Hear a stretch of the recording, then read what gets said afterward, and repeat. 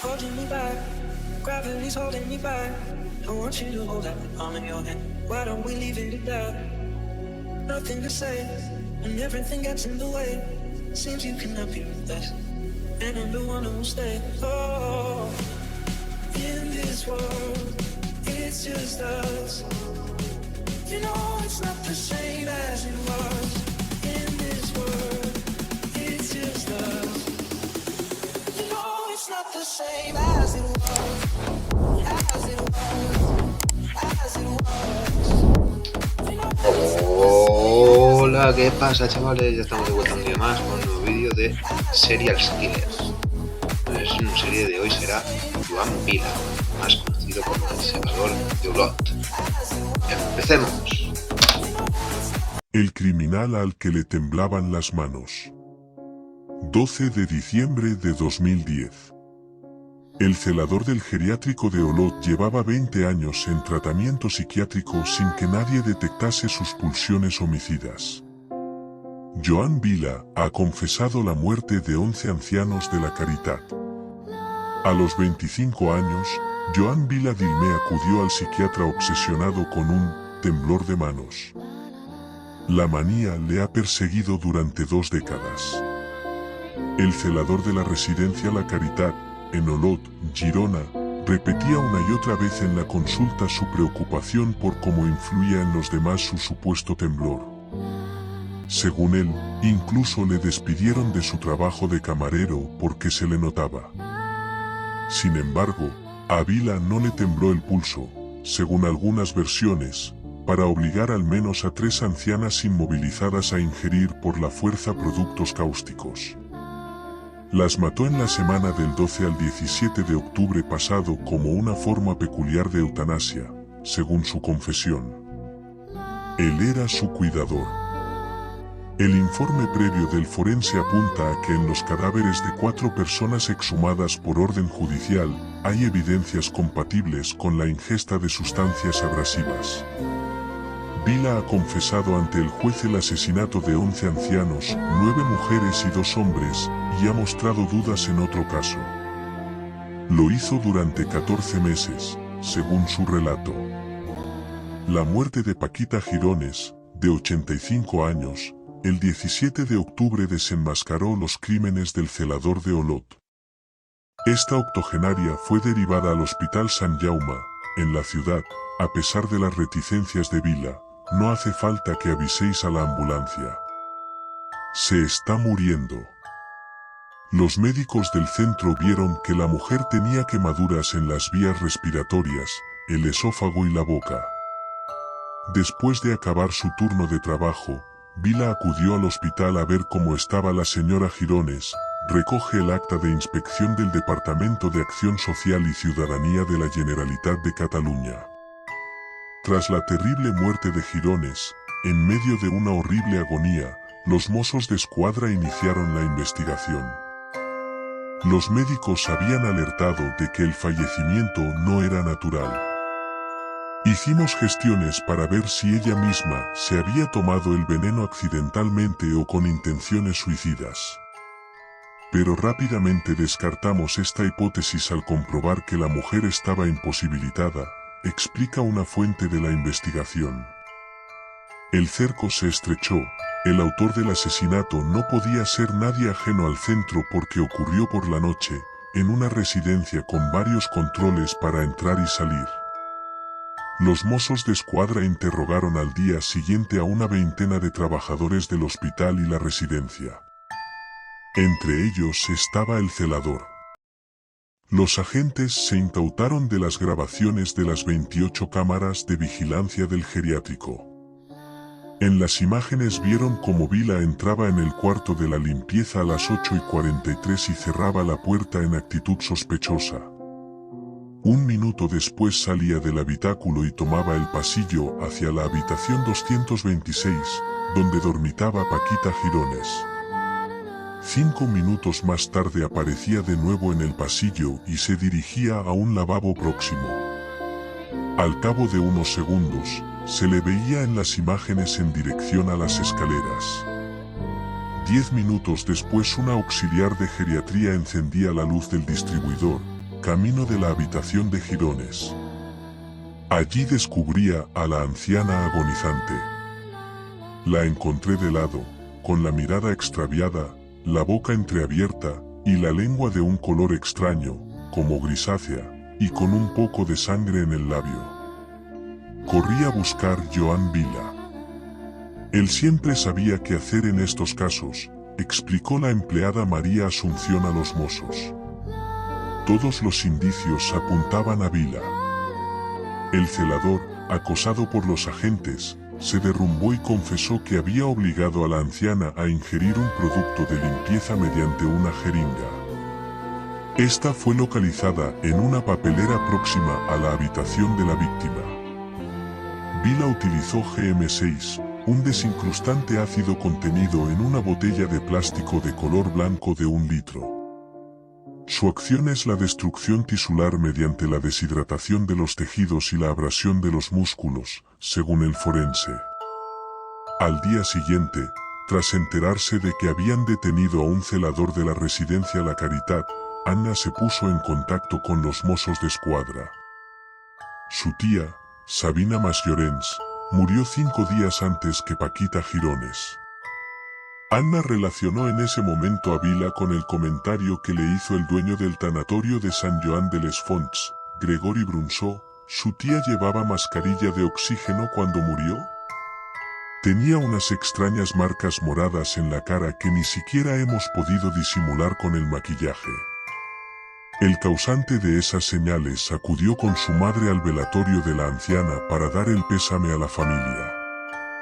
Los parientes ignoraban entonces que Vila, con gran cinismo, había dejado escrito en el registro del geriátrico, Exitus. La sobrina, el sobrino y el resto de familiares, muy agradecidos por el trato y las atenciones dispensadas a Sabina durante su estancia en el centro. Los mozos preguntaron a Vila por la muerte de Masllorens. El celador confesó en ese momento que también la había matado. Estaba sola en su habitación, medio dormida. Le metí lejía en la boca con una jeringuilla. Ella no dijo nada. Pareció como si se ahogase. Luego avisé a la enfermera Dolors García, que dijo que seguramente había sufrido una hemorragia interna. No tardó en morir. Horas más tarde, ante el juez, confesó el asesinato de Montserrat Guillamet. La mató 4 días después de haber acabado con Masllorens y un día antes del asesinato de Girones. Le di de beber lejía con un vaso de plástico blanco. Tuve que dárselo yo porque ella no podía. Le dije, verás que ahora te encontrarás bien. Yo pensaba que la estaba ayudando, que le facilitaba la vida porque había perdido la cabeza, tenía vómitos y el cuerpo rígido. Me daba mucha pena. Ella empezó a toser, tosió mucho, tenía como angustia y parecía que quería vomitar. Me marché y fui al comedor a repartir cenas a otros ancianos.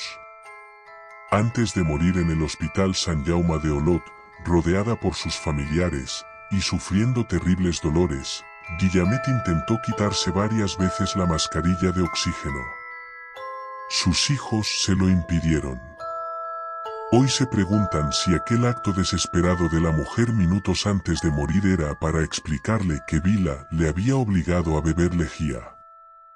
La directora médico del centro, Josefina Felizart, destacó el gran sufrimiento que padeció la víctima.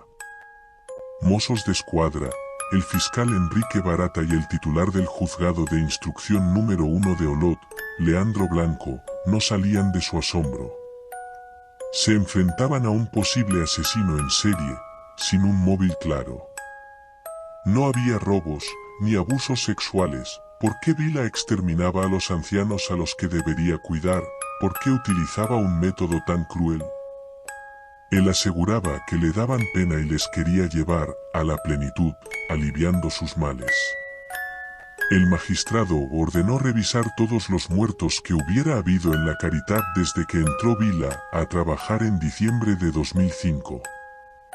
Los mozos de escuadra presentaron la lista, De los 59 fallecidos en ese periodo, casi la mitad, 27, murieron en los turnos de Vila, fines de semana y festivos. Este año, 12 de los 15 fallecidos en el geriátrico fueron mientras Vila estaba trabajando. En 2009, 5 de la docena de muertes se habían producido estando él de guardia.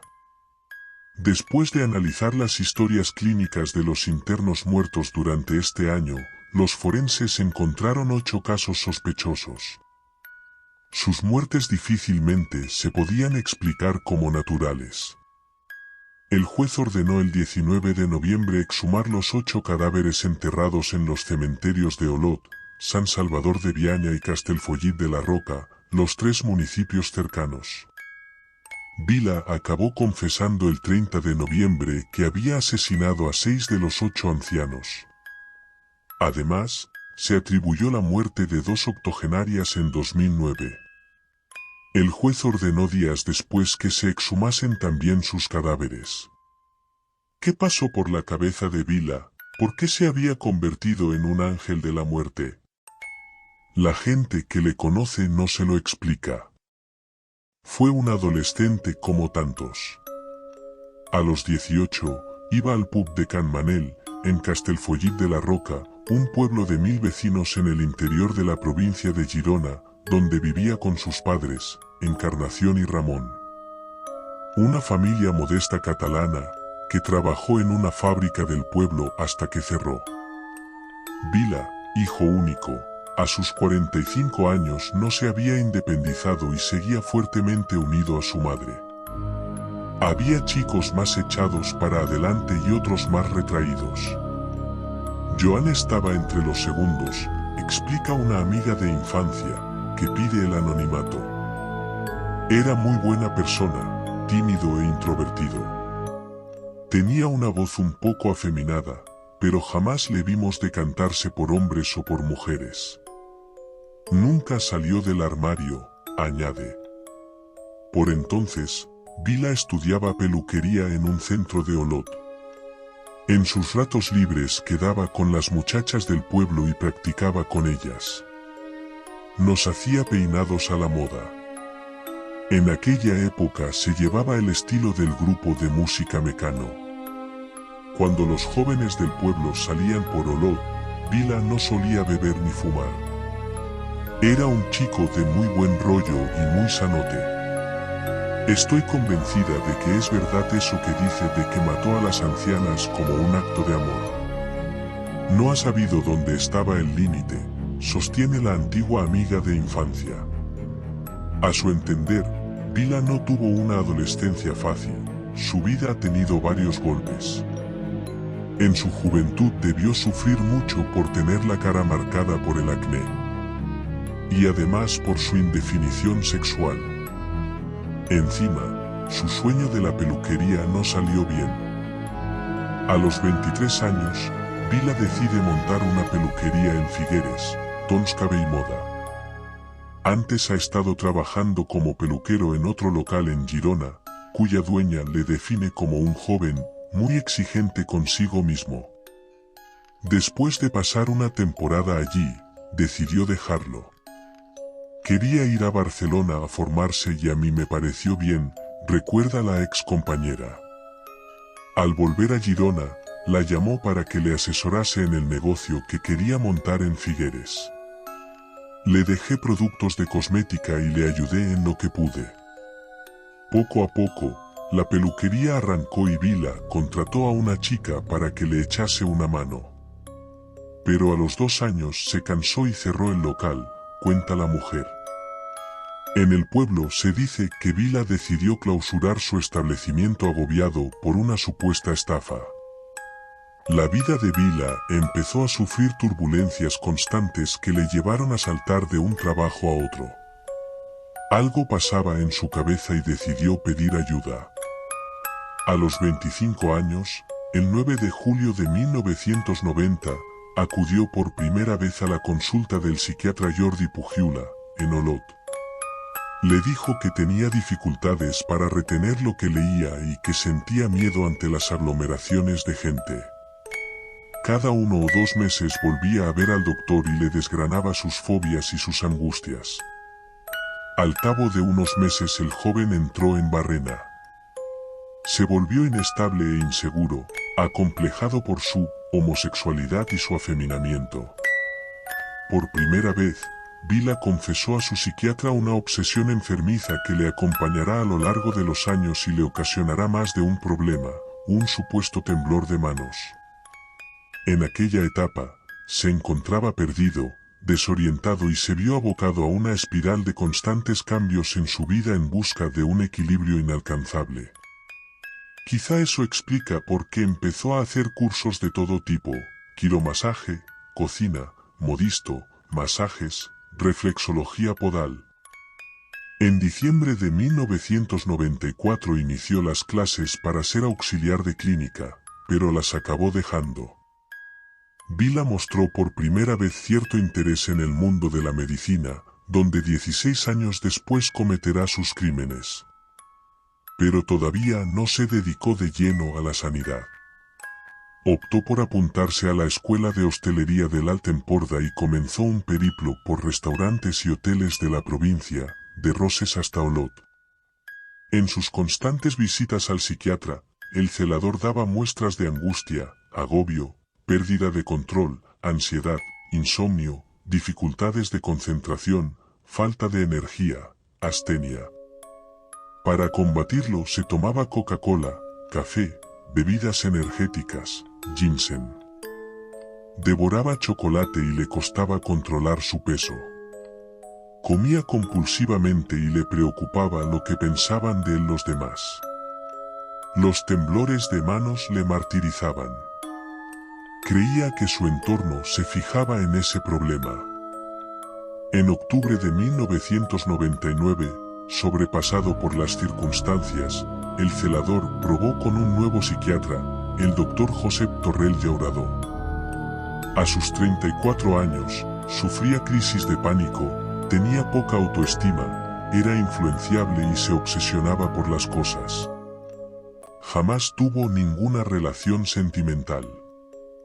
Durante las muchas sesiones con el médico, a varias de las cuales acudía acompañado de su madre, el paciente relataba su inestabilidad laboral, aunque admitía que le gustaba cambiar de trabajo.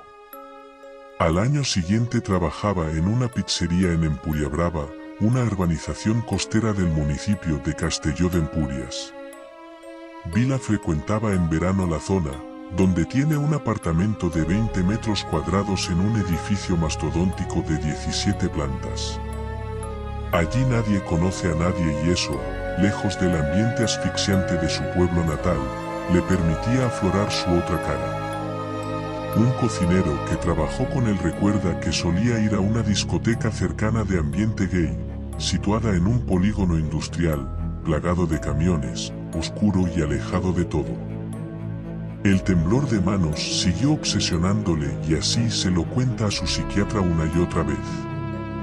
Una y otra vez relata al doctor Torrell que le sudan las manos y que no paran de temblarle. Le receta ansiolíticos para relajarle.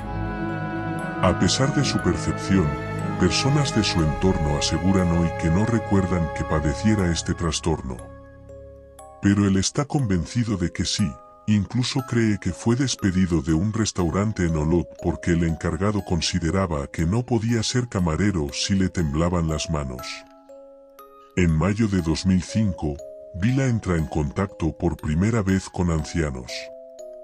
Consigue un contrato en la residencia geriátrica El Mirador de Banyoles, un pequeño establecimiento privado.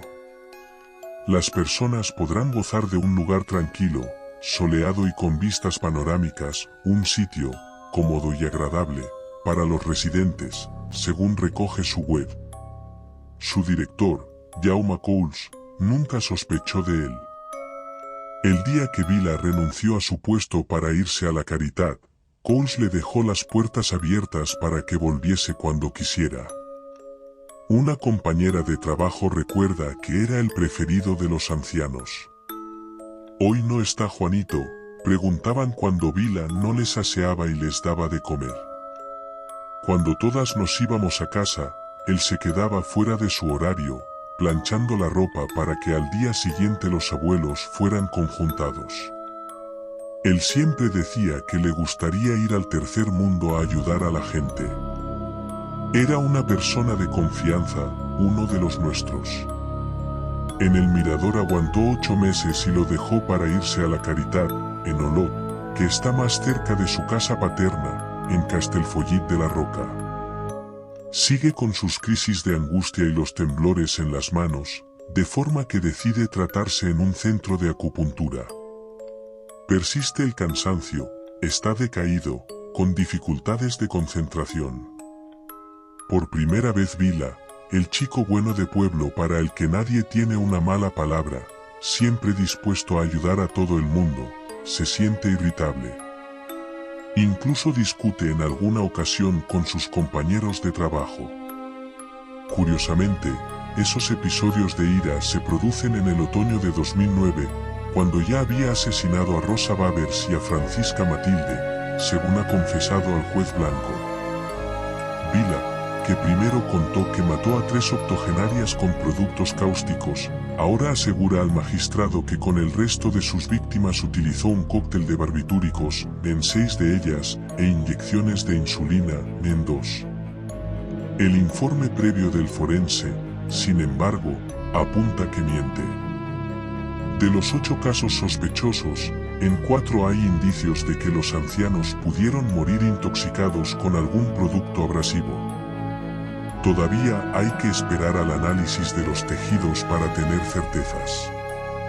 Uno de los hechos más recientes confesados por el presunto asesino es el de Francisca Matilde Fiol, 88 años, a la que mató el 19 de octubre de 2009. Los forenses todavía no han emitido un dictamen sobre las causas del óbito. Su hija María Dolores contó a los mozos que aquel día notó como a su madre le salía por la boca una especie de líquido transparente, maloliente, que luego se tornaba espeso y oscuro. ¿Era esto el veneno usado por el celador para acabar con la mujer? Vila sostuvo ante el juez que ayudó a morir a la octogenaria dándole insulina cuando ambos estaban solos en su habitación, la 308. Falleció horas después en el Hospital Sant Jaume de Olot. ¿Cómo se explican los asesinatos en serie de Vila, un hombre bien visto en su entorno y al que los psiquiatras que le trataron durante 20 años nunca le detectaron un perfil homicida? ¿Cómo es que nadie se dio cuenta de que era una bomba de relojería? Vicente Garrido, profesor de criminología de la Universidad de Valencia, opina que este tipo de personas sienten una especie de desequilibrio, de turbulencia, que les impide llevar una vida convencional y matan para restablecer el control. A su entender, mataba para aliviarse de sí mismo. La compulsión es el rasgo característico de los asesinos en serie, dice Garrido. Eso, según su criterio, es compatible con el trastorno ansioso depresivo con rasgos obsesivos que le diagnosticaron los psiquiatras. Son diferentes a los asesinos convencionales. Estas personas están trabajando cuando matan. Quizá no lo harían sin esa facilidad. A ellos la posibilidad de acabar con las vidas les parece enormemente fácil, indica Garrido. Su objetivo es ganar control sobre su vida, sentir sensación de dominio, como si se tratase de una droga. El abogado del celador, Carles Monguilot, ha pedido al juez que unos peritos psiquiátricos examinen a su cliente. El magistrado ordenó el 2 de diciembre que 2 médicos forenses especialistas elaboren un informe que determine el estado psicopatológico, posibles trastornos de personalidad, anomalías en la esfera cognitiva, volitiva y /diagonal o afectiva. Finalmente, se determine un posible perfil psicopático del encausado. Mientras tanto, el grupo de homicidios de la Unidad Territorial de Investigación prosigue las pesquisas a la espera de conocer el contenido de varios pendrives y los 2 ordenadores que intervinieron en la casa de Vila. Además, se llevaron batas médicas, zapatos y otras piezas de ropa para aclarar si tenían restos de productos tóxicos. El resultado definitivo de las autopsias determinará si es aconsejable exhumar más cuerpos. Sus padres, Encarnación y Ramón, han ido a visitar a Joan a la unidad psiquiátrica de la cárcel de Braiens, en Barcelona, donde está recluido. Durante las 2 horas que estuvieron cara a cara, ni él ni sus progenitores mencionaron los 11 asesinatos confesados. El celador les dijo que estaba bien, que hacía cursos de cerámica. La visita a la cárcel es una de las pocas salidas que los padres de Vila han hecho desde que el 18 de octubre su hijo fuese detenido. Permanecen encerrados a cal y canto en su casa, en Castellfollit de la Roca. Ni siquiera abren las ventanas del balcón que da a la calle, frente a la iglesia.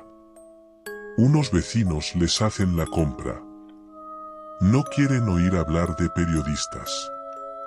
Una de las escasas ocasiones en que Encarnación bajó a la calle se encontró con la hija de una de las ancianas asesinadas.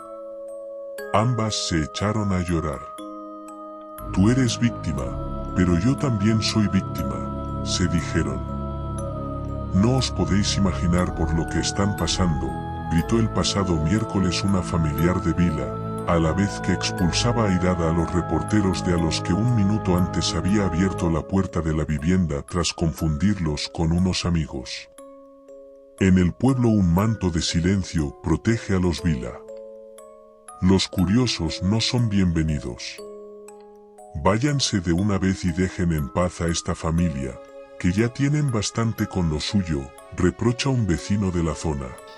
Bueno, chavales, y hasta aquí el vídeo. Espero que os haya gustado la historia. Hay gente muy loca y seguiremos con más de asesinos en serie. Muchas gracias por estar ahí. Nos vemos la próxima. Hasta luego. Chao.